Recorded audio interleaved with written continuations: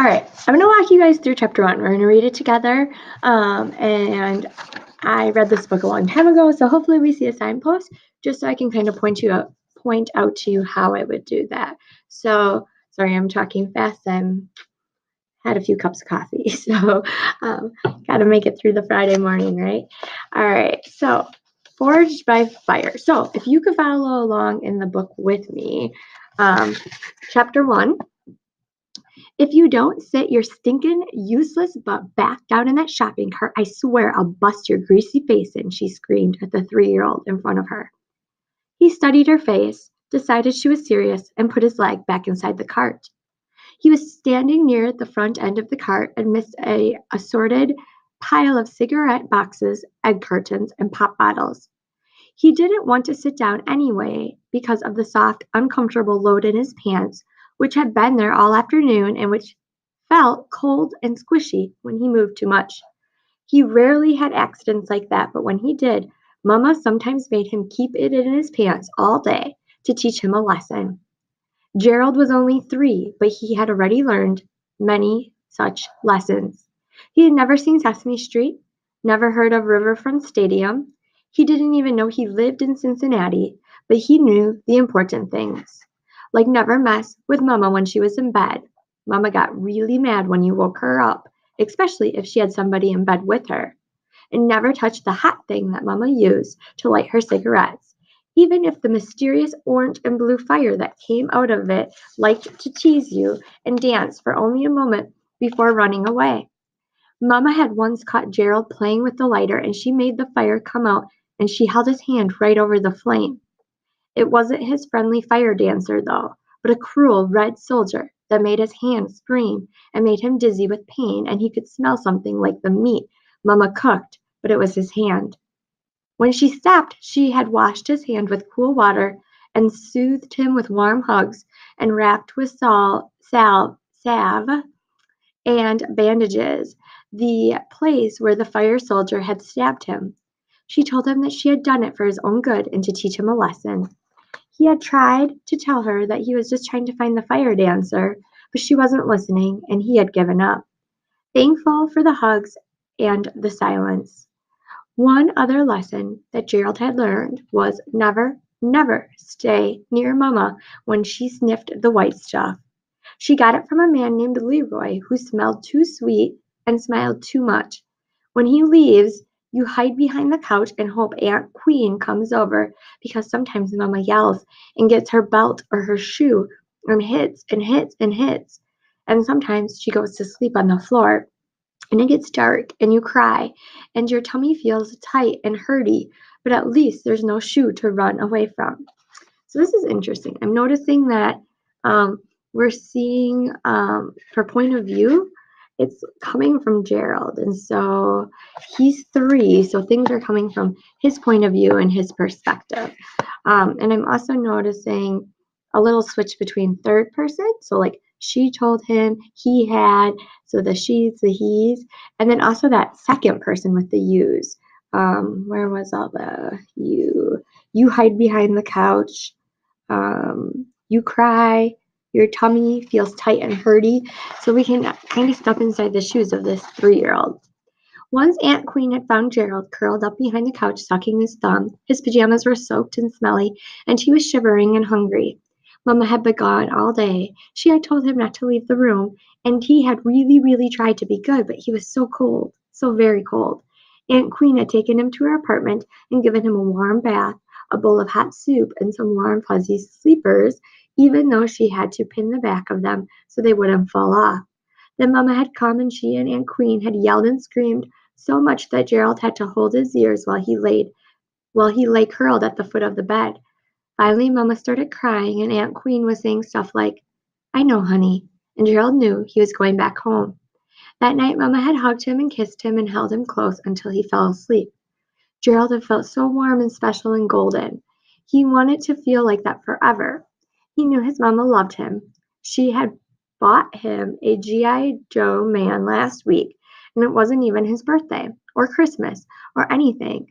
And most days she combed his hair and dressed him in clean clothes and told him to say, "Yes, ma'am," to grown folks. And sometimes, on really good days, she would hug him and say, "You know you're my best baby boy, don't you, Gerald? You know you're my baby, don't you?" And he would smile, and that warm, golden feeling would start at his toes and fill him all the way up to his smile. So I'm noticing golden is coming up again and again. And so I'm asking myself, why does this keep showing up? And so golden, like warm, sunshine, I think he's trying to paint that image of when things are good, this is what it feels like. I'm not sure if I would document it yet. I'm not sure if it's significant enough, but I definitely could. Um, Even though Mama had yelled at him, today was a good day. Mama always yelled. It was no big deal. Some days he yelled back at her. Then she would slap him, and he'd cry and he'd cuss at her, and then she would slap him until his head hurt. So mostly he ignored her. And I should say, like, I don't know if it's important enough. Like, that's just going on in my head. If you wrote about this one, that would be totally okay. It's where you're stopping, where you're thinking. And this did make me stop and think. And I'm just thinking, like, do I have enough to write about with the word golden? I don't know. But you definitely could work with that one and it wouldn't be wrong. The sun was bright gold outside. Against a clear blue sky, and inside the grocery store there were so many colors and sounds and lights that Gerald just grinned. It was they went. Sorry, I just had a chat that had popped up. It was blah blah blah. Other children would be in carts also, and they would have to pass very close to each other. Gerald liked to pretend he was driving a big, fine silver car down the expressway. So in the cart.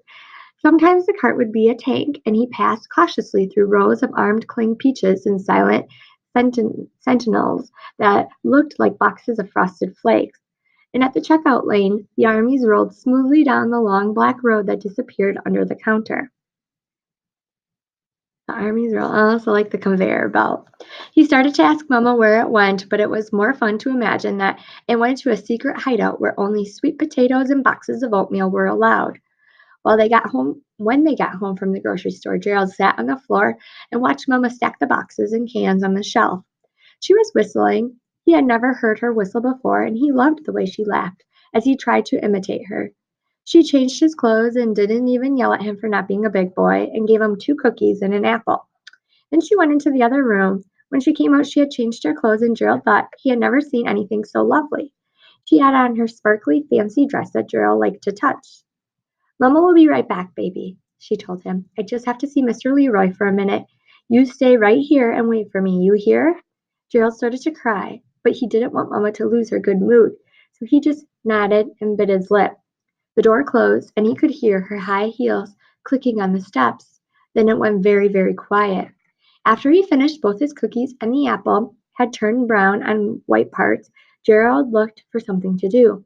It was getting dark, and he wanted G.I. Joe to sit with him because the shadows on the walls were getting long and scary. He found G.I. Joe on the floor next to Mama's bed, right next to the cigarette lighter that she had been looking for this morning. Gerald picked it up, and for a time he used it as a gun for Joe. Then it was a log for Joe to jump over, and then it was an enemy for Joe to attack. Finally, Gerald started idly flicking the little red handle.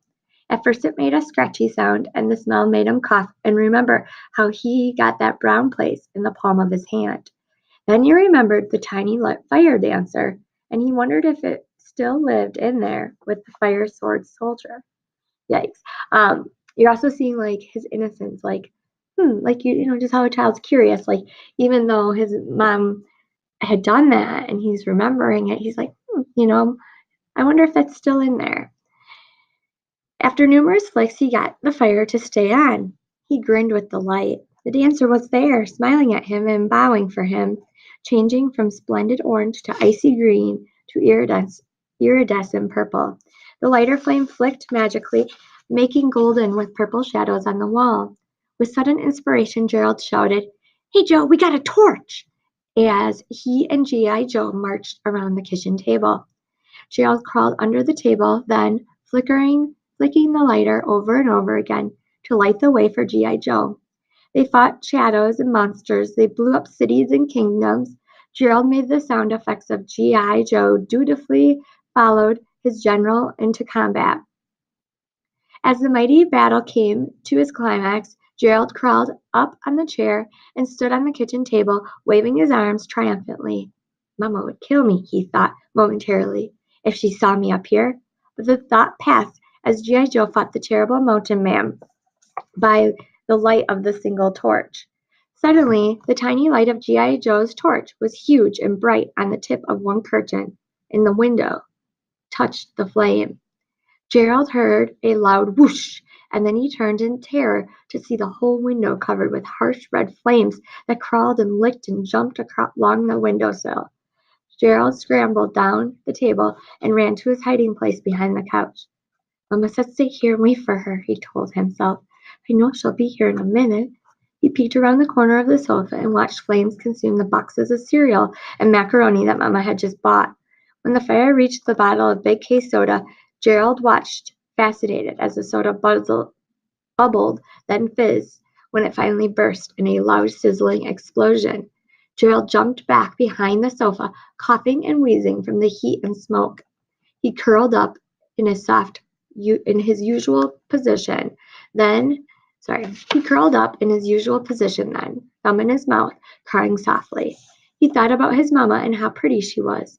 He wondered if G.I. Joe would ever find his way back, and he wondered how he could see so many colors with his eyes closed. Whew. Okay, so that was the intense first chapter. I think the best signpost I saw was that again and again moment. So I am going to use that one. But really, if I was like reading to chapter 7, I wouldn't have to write anything down in that chapter. I could just read and by the end of chapter 7 find a signpost.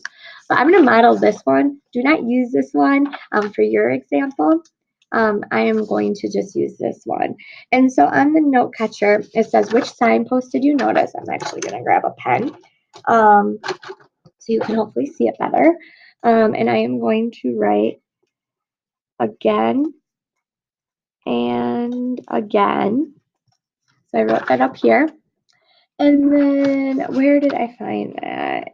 I could have probably marked that with a Post-it note. And he was smelling that warm golden feeling. So I'm just going to write down page 7 and textual evidence of the signpost. So I'm going to write down just part of it, golden feeling.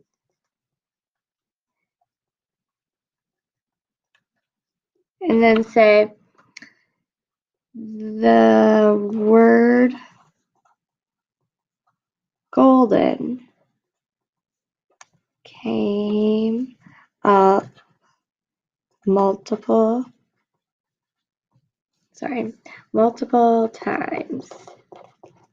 So you can see that I wrote that down.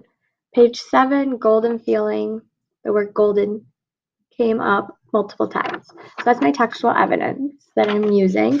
Notice I have a page number and I put it in quotes because that came from the text. Then I explained why it was an again and again moment. Then it says answer the question that goes with your signpost. See page 1. Page 1, again and again. Why does this keep showing up again and again? And so I kind of talked about that, but I'm going to use a complete sentence. So this word keeps showing up again and again because so this signpost keeps showing up again and again. Complete sentence. I'm using a comma because I'm using a conjunction to combine the two sentences. And I'm going to say because the word golden helps the reader visualize the sun. I'm gonna write a little more, but I don't know for sure. This is my inference. It seems logical. Golden sun. And so when you're thinking about these things, you might be like, I don't know, but make a logical guess. Because that's what readers do when they read, to help think deeper. And then I want to explain this a little bit more. Gerald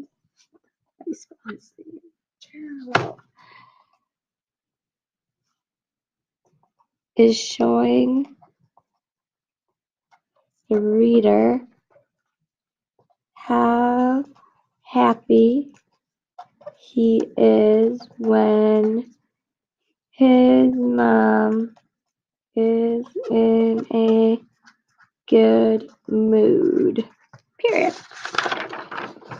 So I could write more if I want to, but this is 2 sentences. I would recommend at least 2 sentences just so you can explain it. Again, this wasn't my favorite signpost. I would have probably kept reading to find one, but wanted to model. So if it was one that I felt like I could talk a little bit more about, I would have picked a different one. So I could wrote probably like 3-4 sentences. When you get to this part, you're going to write a summary on one of the words. So some common central ideas. When I look at this list, it's hard because it's just the beginning. But I am seeing like that parent relationship. I don't see that one on there.